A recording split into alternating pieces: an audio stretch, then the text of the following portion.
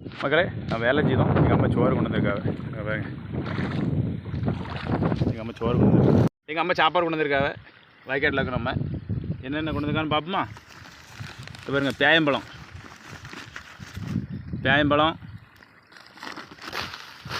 அதுக்கப்புறம் தண்ணி பாட்டில், அப்புறம் இது குழம்புன்னு நினைக்கேன். சோறு கொண்டு வந்திருக்காங்க. துறப்போம்.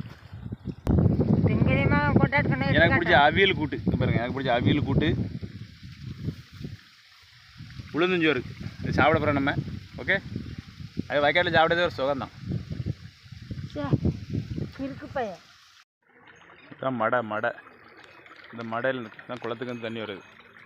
இந்த மடையில் இப்படி பிரிஞ்சு இங்கே பாதி, இப்படி அங்கம்மாரை பாதி போகிறது. அங்கம்மாரை போகிறது தான் நம்மளுக்கு.